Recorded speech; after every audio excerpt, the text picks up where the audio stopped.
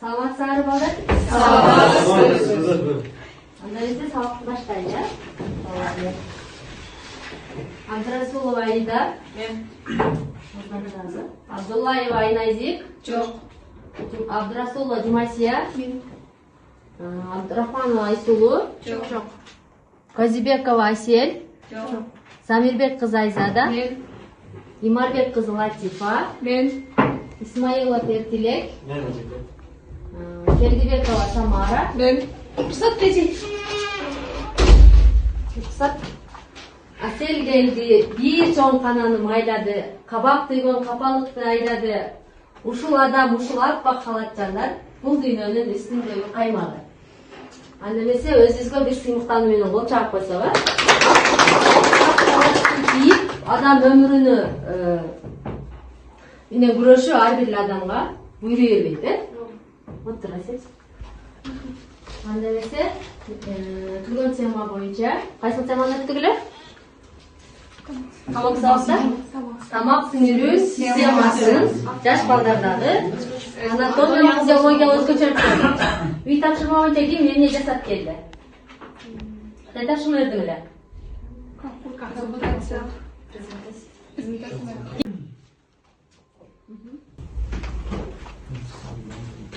Багдөлөт жаш балдардагы тамак сиңирүү системасы боюнча эмне презентация жасап келиптир. Сүйлөйүз. Тамак сиңирүү системасы, балдардын тамак сиңирүү системасы чоң адамдардан карагандан толук жетилип болот. Жаңы төрөлгөн умурткаларда тамак сиңирүү органдары акырындап өнүгүп, баланын өсүшү менен толук токтонот.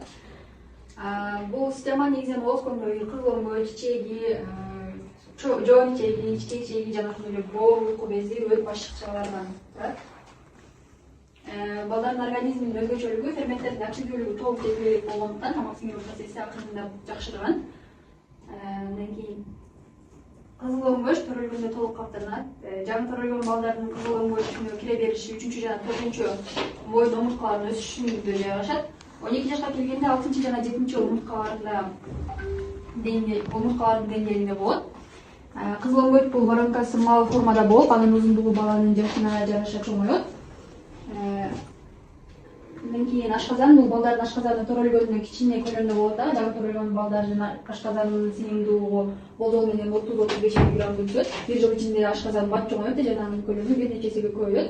Ашказанда туз кислотасы жана ферменттер аз бөлүнгөндүктөн тамак сиңирүү процесси жайыраак жүрөт. Андан кийин уйку бези төрөлгөндө толук калыптана элек, төрөлгөндө анын салмагы болжол менен 3 грамм, ал эми чоңдордо бул орган 30 эсе чоң болот.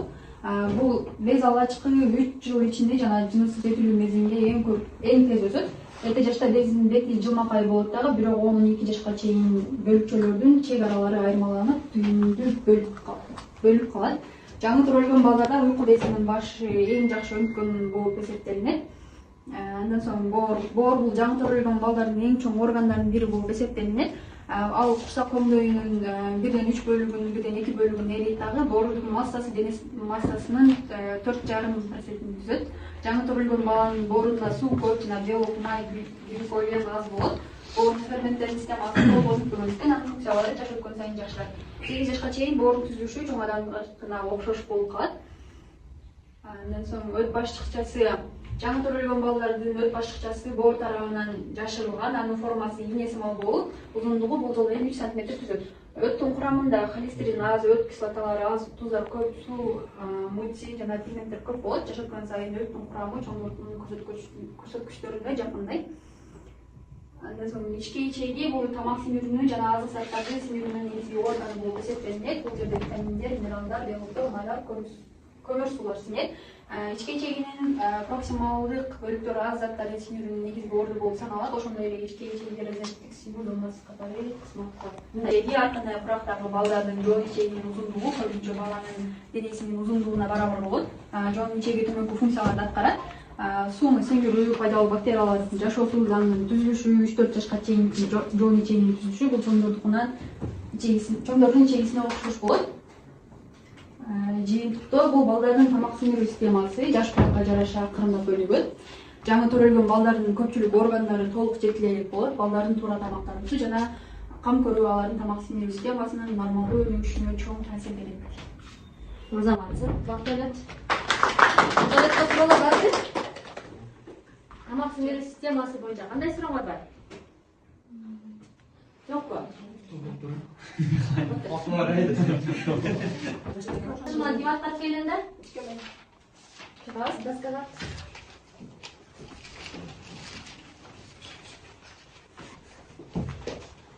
Қандай тапшырма? Жан көрілген баланы.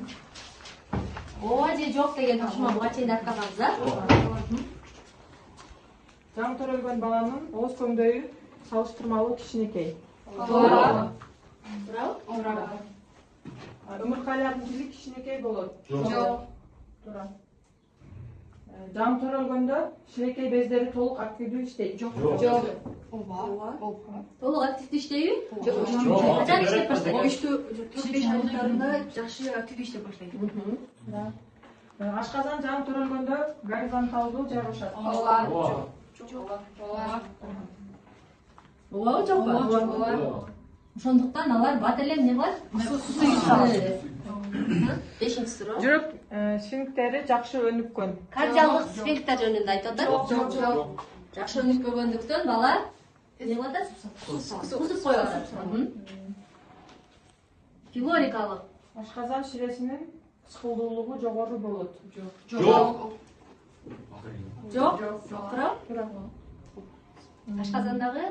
Ашказандагы негизги фермент химозин. Ооба. Балдарда липазанын активдүүлүгү жогору. Төмөн болот, Ашказандын көлөмү төрөлгөндө болжол менен 7 Ооба, жан төргөн ымыркайдын ашказанын көлөмү 7 мл дегенсиз, Азаматсыз. Суроолор барбы жокпу?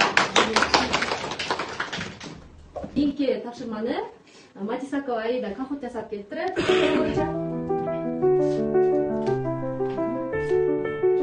Баштадык, уланасызбы?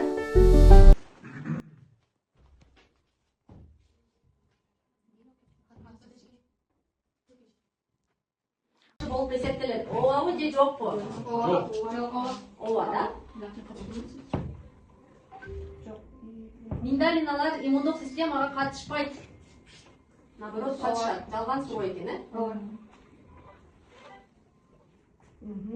Эң алдында Багдөлөт баратыптыр, Тик суроо. Тил даан сезүүгө жана тамакты жутууга жардам берет.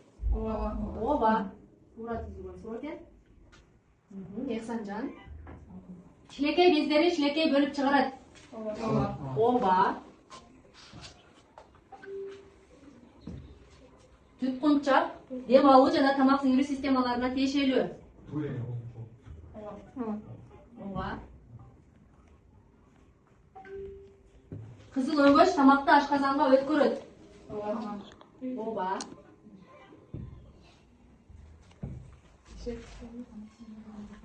Шилекей тамак сиңирүүгө жардам бербейт. Берет. Жалган суроо экен, Наоборот, жардам берет. Ашказанда туз кислотасы болот. Туура.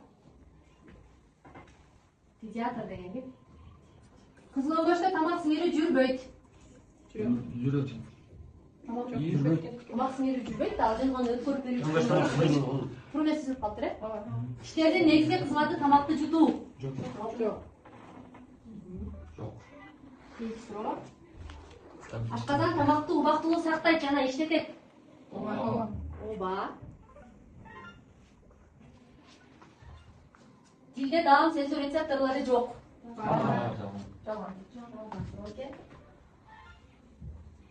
Ооз көңдөйүндө көмүр сууларды ажыратуу шилекейдеги ферменттер аркылуу башталат. Ообабы жокпу? Ооба. Амилаза ферменттин таасири астында, Кызыл өгөчтүн негизги функциясы тамак сиңирүү. Жок. Миндалиналар организмди инфекциялардан коргоого катышат. Ооба, коргоочу кызмат аткарат. Кызыл өңгөчтүн узундугу орто эсеп менен 20-25 сантиметр.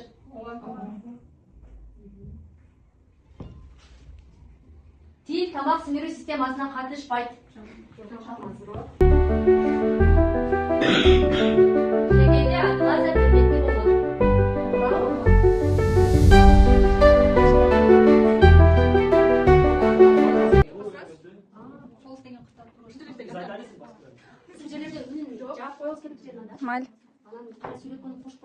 Ашына хата болмайды. Биздин жеңүүчүбүз педиатр болуптур. Ким ал? Латиф экен, э? Молодец. Ежелес Топ турасыз.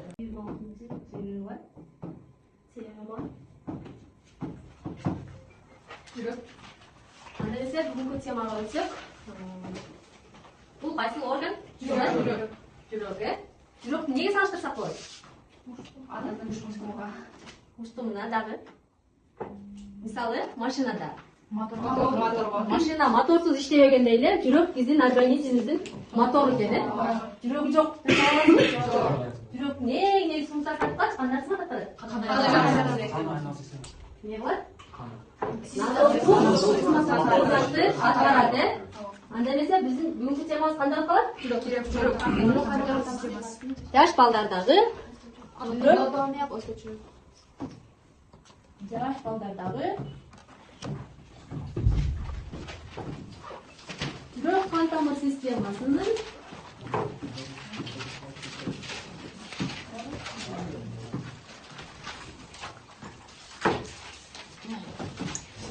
анатомиялык, физиологиялык өзгөчөлүктөрү. Анатомиялык. Жазабызчы. Жүрөктүн анатомиялык түзүлүшүн үйрөнөбүз. Дагы Чоңдордо ошондой, кичине балдарда айырмачылыктарын. чоңдор менен кичинекейлердеги айырмачылыктары жүрөк кан тамыр системасынын түзүлүшүн үйрөнөбүз.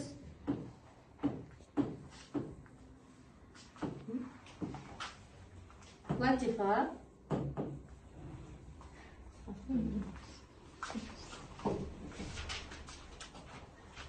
чоңдор менен айырмачылыктарын үйрөнөт экенбиз. Дагы Жүрөктүн физиологиясы. жүрөк кан тамыр системасынын физиологиясын, айырмачылыктарын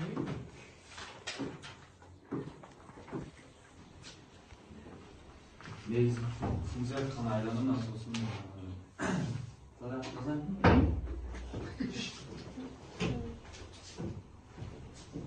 жүрөктүн физиологиясын үйрөнөбүз.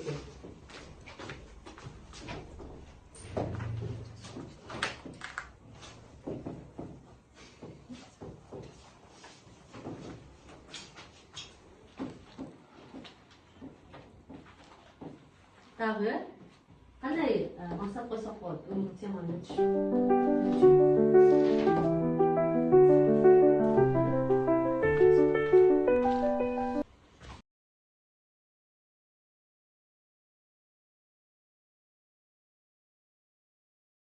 Жүрөк канча камерадан турат? Ким айтат? Ким? Абдулет. Оң дүлөөчү оң карынча, сол дүлөөчү сол карынча болуп 4 камерадан турат. Жүрөктө канча клапан бар? Билесизби? Ооба, Кандай? Сол карынча менен оң карынчанын ортосунда экөө. Анан оң карынча менен сол карынчанын арасында Ким айтат? оң дүлөөчө менен оң карынчанын ортосунда 3 клапан бар. Ал эми сол дүлөөчө менен сол карынчанын ортосунда 2 клапан бар. Эки капкак клапан бар, дагы. Анан сол карынчада Аорта жана өпкө артериясынын чыга бериш жеринде айчык клапандар бар, ошол менен жүрөктө 4 клапан бар. Бул жалпы анатомиясы. Эми жаш балдардагы өзгөчөлүгүнө токтоло турган болсок, жаңы төрөлгөн омуртпайдын жүрөгүнүн салмагы 20-25 граммды түзөт. Бул ал баланын дене салмагынын 0,8%-ин түзөт. Ал эми чоң кишинин дене салмагынын 0,4%-ин түзөт.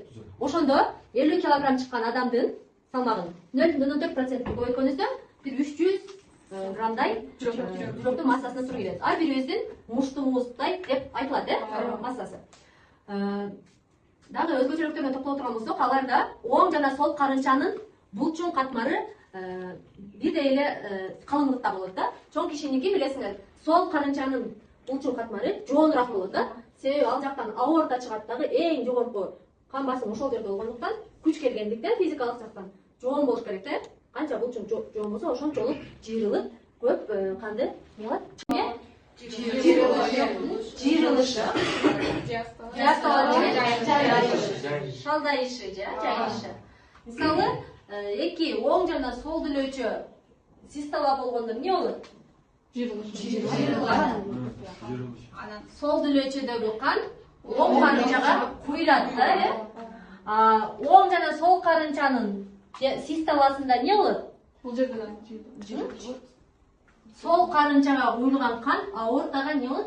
Өтөт да, кысылганда, Анан жалпы шалдайуу. Жалпы диастола деп айтабыз, экөө тең, оң дүлөөчө, сол дүлөөчө, оң карынча, сол карынча экөө тең бир кичине пауза болуп эс алат экен, шалдайуу. Анан кайрадан жыйрылуу, шалдайуу, жыйрылуу, шалдайуу. Бириси жыйрылганда, бириси шалдаят, Жүрөк 1 минутасына чоң кишиники 60-70 жолу дедик, ымыркайдыкы 120-40 жолу согуп атат да.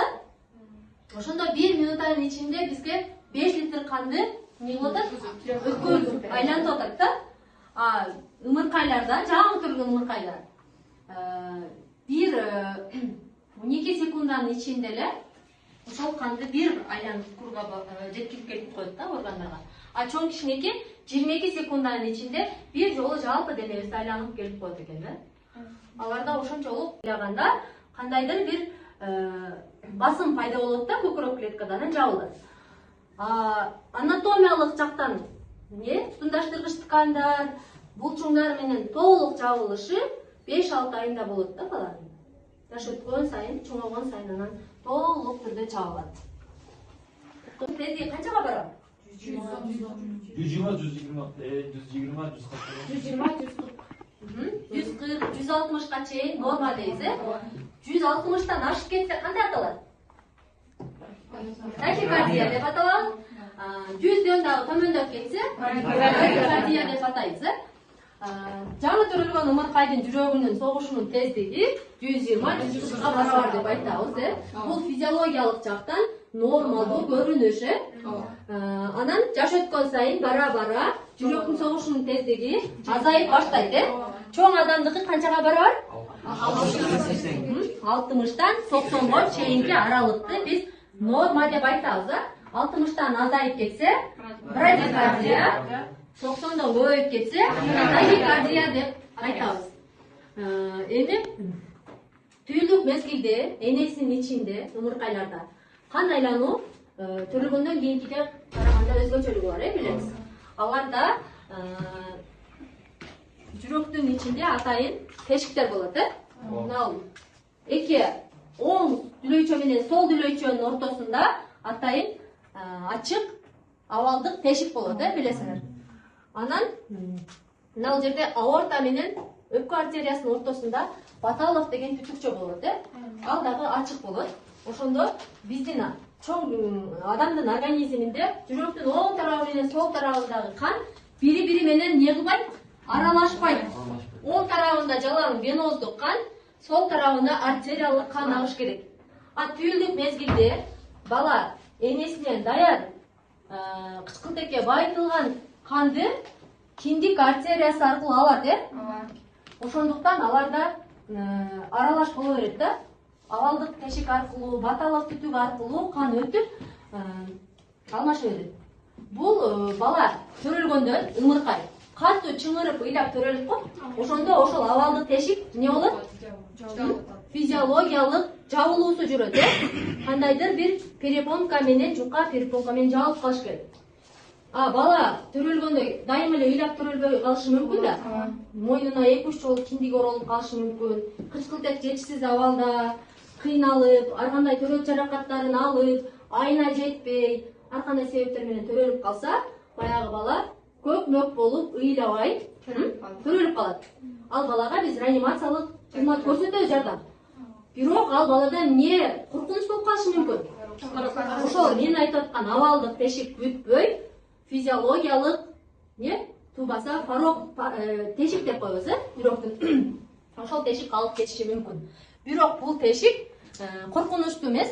Баланын жашы өткөн сайын 1-1,5 жашка чейин өз алдынча не болот? Жабылып калышы мүмкүн, Дагы бул жерде баталык түтүгү деп түшүндүрдүм силерге. Ошол түтүк дагы бала биринчи чыңырып ыйлап төрөлгөндө жабылат физиологиялык жактан. Анан бала ыйлабай, көгөрүп, оор абалда төрөлүп калгандардыкы ачык калат дагы. Бул дагы физиологиялык жүрөк кемтиги деп аталып калат. Бул деле баланын жаш өткөн сайын өз алдынча бүтүп кете турган тешиктин түрү. Анан эгерде энесинин ичинде түлдүк мезгилде болбой турган тешиктер болуп калса жүрөктө, мисалы оң карынча менен сол карынчанын ортосунда тешиги бар болуп калса, бул физиологиялык кемтик деп аталбайт. Бул патологиялык кемтик болот. Муну сөзсүз түрдө төрөлгөндөн кийин операция жолу менен бүтөйбүз, тамырлар жана капиллярлар катышат, артерия кан тамырлары эмне кылат? Жүрөктөн чыккан канды бүт органдарга жеткирет, анда кычкылтекке байытылган кан болот, Вена тамырлары булар көмүр кычкыл газы болгон канды, наоборот, жүрөккө алып келет, Капиллярлар булар булар эмне болот? Клеткалык ткандардын деңгээлинде азык заттардын алмашуусуна катышат, Балдардын, жаш балдарда өзгөчөлүгүнө токтоло турган болсок, алардын чоң кан айлануу тегерегинде артерияларда булчуң катмары жакшы өнүкпөгөн болот, жок болот мындайча айтканда. Ошондуктан 5-6 жашка чейинки балдарда артериялык гипертензия же кан басымынын жогорулашы деген көйгөй болбойт да. Аларда кичинекей кан айлануу тегерегинде, мисалы, өпкө артериясы бар, өпкө жолунда артериясында булчуң катмары жакшы өнүккөн болот. Аларда тескерисинче кичине кан айлануу тегерегинде артериялык гипертензия болуп кетиши мүмкүн өпкө жолундачы. Билесиңер, кан тамырлар 3 катмардан турат, Эң ички катмары кандай аталат? Эндотелий деп атайбыз. Ички былжырчеле. Андан кийин ортоң катмары булчуң катмары, эң сырткысы чымыр катмары же цирроздук кабык деп атайбыз, Анан венага токтоло турган болсок, вена кандай болот?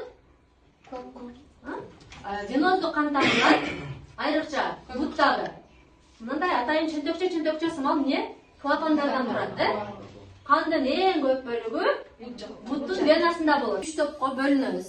Кана?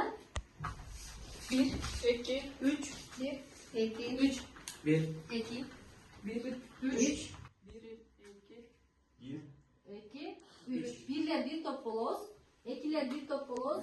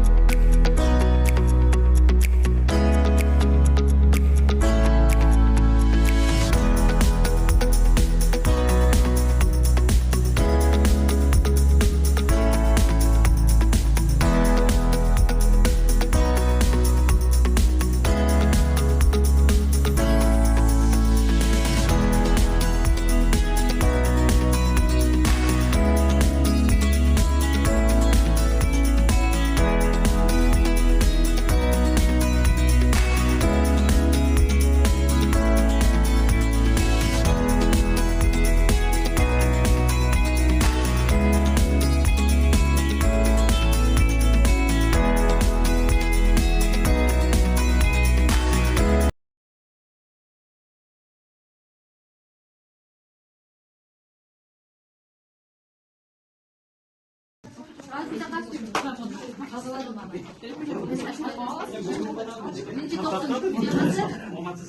каналиянын системасы жүрөт. Бул чоң каналиянын системасында болсо бул сол карынчадан аортадан айланып кычкылтыгга байытылган кандын организмге айланып анан веноздук кажын болсо оң жүрөкчөгө келип калат. Кичине каналиянда болсо бул оң карынчадан өкпөлөргө кычкылтыгга байытылып келип анан сол жүрөкчөгө куюлат. Жүрөк негизинен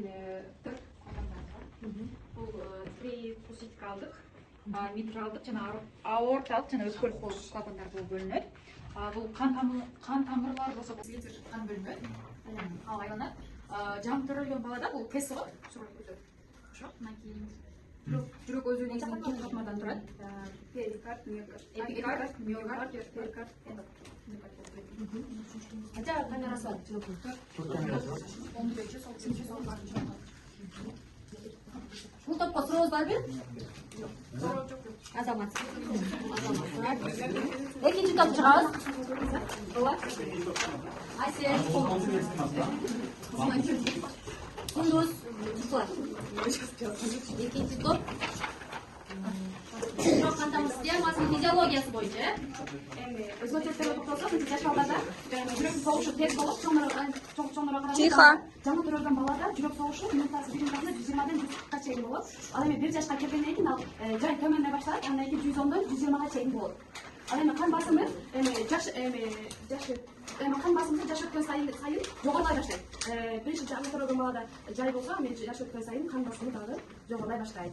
Жол салуучунун системасынын толук жетишсиздиги ошондуктан ритм тез өзгөрүп кутулушу мүмкүн. Ал эми чоң адамдардын жүрөгүнүн согушу 60-80 болот. Жабык системада болсо бул кан тамырлардын ичинде гана айланат, сыртка чыкпайт, нормалда сакталып турат. Автоматизм болсо жүрөк өзү ритм согот. Нерв системасынын толук көз каранды эмес болот. Үзгүлтүксүз иштесе бул жүрөк өмүр бою токтобой иштейт. Тынч абалда да кан айланып камсыз болот. Негизинен эки кан айлануу системасы бар. Чоң жана кичине болот. Кичине өпкөгө гана кан айланып барат. Ал эми чоң болсо бүт денеге тарайт. Бул организм толук камсыз кылат. Суроо барбы? Экинчи топко? Жок. Үчүнчү топко суроо даярдап коебуз. Чоңдордон айырмачылыгы. Өзгөчөлүгү жаш балдардан эми чоңдордон өчө кичине жаш балдарда кичине салмак аз болот, ал эми чоңдордо болсо чоң болот. Жүрөк кусак функциясы пульс жогору болот, ал эми чоңдордо пульс төмөнүрөөк болот. Кан айлануу болсо жаш балдарда кандын көлөмү көп, ал эми чоңдордо болсо толук жабык схемаланган болот. Андан кийин дубалдары жука, икемдүү болот, анан кийин чоңдордо болсо калың, күчтүү болот. Андан кийин клапандары кичине, жумшак болот, ал эми чоңдордо болсо толук жетилген катуу болот. Туруктуулугу жаш балдарда жакшы, ал эми чоңдордо тез өзгөрөт.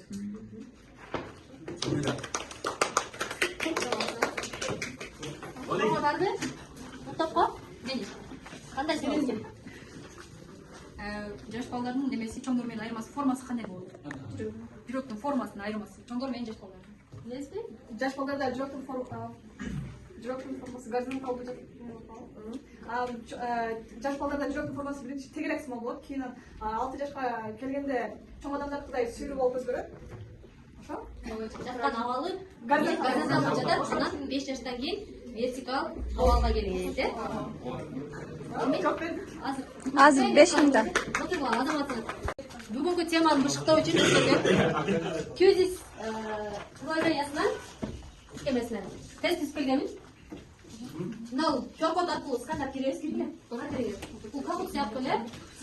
Сабакта бышыктоо максатында түзүлгөн тест. Бир-бирден туруп киргиле эми. Анан силерден код сурайт. Бул кодду жазабыз, э? Катышуучулардын аты чыгып калат.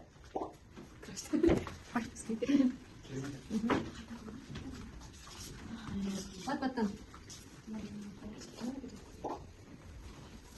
Биринчи суроо. Кош бойлуулуктун кайсы этабында курсак тубалынын алдындагы былжыр кабык аркылуу түйүлдүктүн жүрөк согушунун аускультация аркылуу аныктоого болот? 4 жумалында. Бул жерде таймер берилген. 5 секундаңар калды.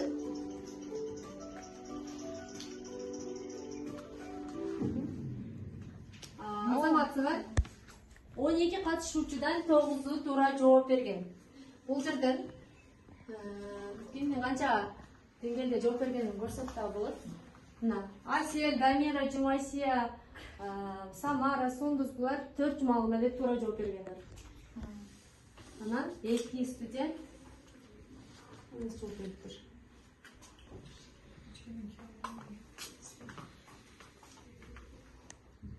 Кийинки суроо. Плацентадан баштап түйүлдүктүн кан айлануу системасында кан агымынын туура ыраттуулугун көрсөтүп бергиле.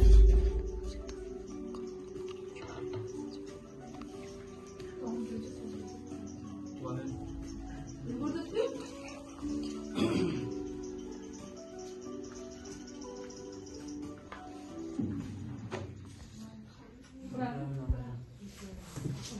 Плацента менен оң дүлөөчү, сол дүлөөчү агып атат деп 5 студент туура жооп бериптир. Кийинки суроо. Жүрөк баланын канча жашында өзүнүн акыркы чоң формасына ээ болот деген суроо. 2 жашта, 5 жашта, 10 жашта жана 12 жашта.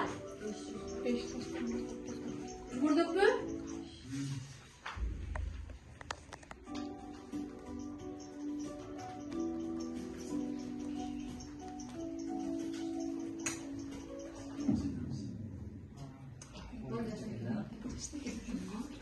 Он жашта деп 2 гана студент туура жооп бериптир.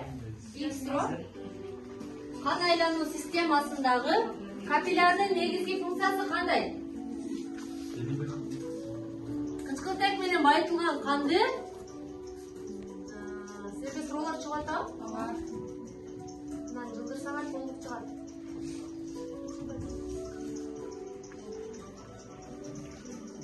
Денеге канды сордуруп алуу, канды бир гана студент туура жооп бериптир. Кан менен ткандардын ортосундагы азык кана алмашуусун камсыздайт деп. 10-14 жаштагы балдарда миокардтын өнүгүүсүнүн мүнөзү өзгөчөлүгү эмнеде? Физиологиялык тахикардия күчөйүп, жүрөктүн кагышынын өзгөрүлмөлүүлүгү, миокардтын жыйрылуу жөндөмдүүлүгү, кан басымынын жогорулашы. Миокардтын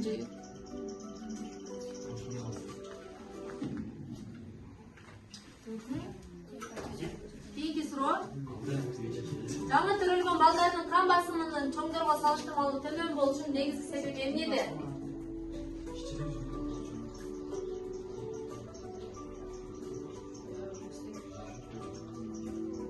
Калың артериялык балдар, жалпы перифериялык кан тамырлардын кашылык төмөндөшү, жүрөктүн кагышынын жогорулашы. Жалпы перифериялык кан тамыр кашылыктын төмөндөшү ушул кан басымдын аларда төмөн болушун камсыздайт экен, Кийинки суроо. Төмөнкүлөрдүн кайсынысы капиллярдын функционалдык мүнөздөмөсүнө кирбейт? Жогорку өткөрүмдүүлүк, натыйжалуу алмашуу үчүн чыккан балдар, канды кысуу жана сордуруу жөндөмү, ткандар менен тыгыз байланышта болуу үчүн тар диаметр. Кайсынысы кирбейт?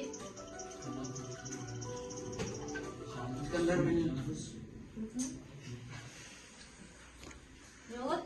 Канды кысуу жана сордуруу жөндөмдүүлүгү кирбейт болчу. Кан айлануу системасындагы артериялардын негизги функциясы эмнеде?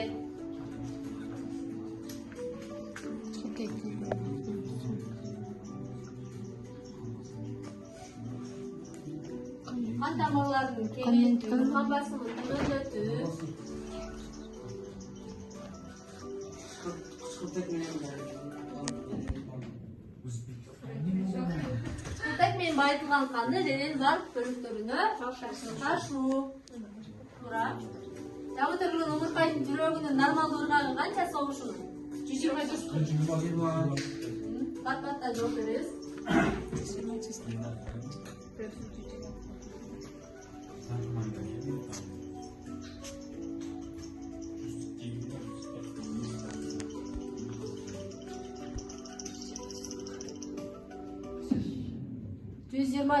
деп 10 студент туура жооп бериптир. Кошкойлуктун касиетабында түйүлдүктүн кан айлануусу калыптанып. жумалыгында, 20 жумалыгында, 8 жумалыгында.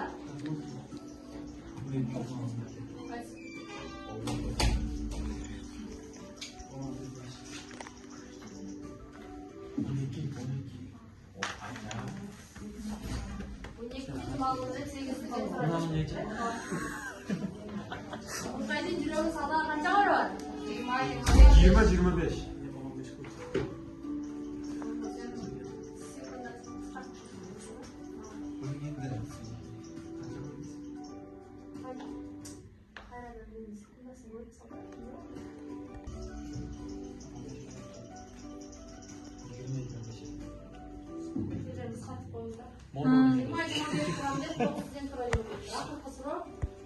Эмне себептен жаш балдарда кан басымдын жогорулашы күтүлбөйт?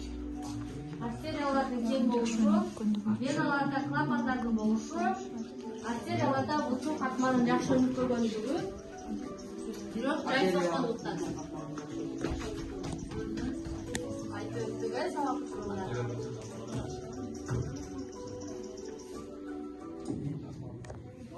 Жакшы өнүкпөгөндүктөн деп 9 жен жакшы жооп бериптир. Эми бул жерде силерге баалай турган болсок, 9 десем.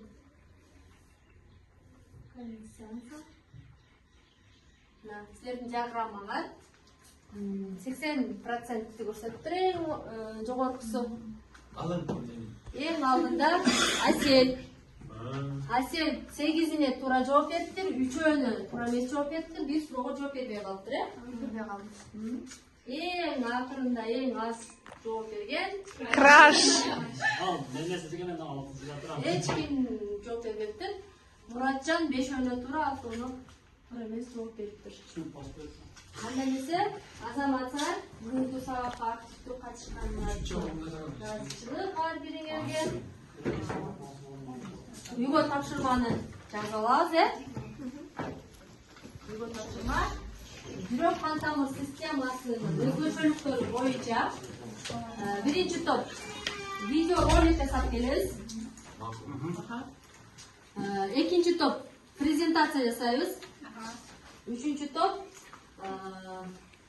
Кахуттан тест түзүп келебиз,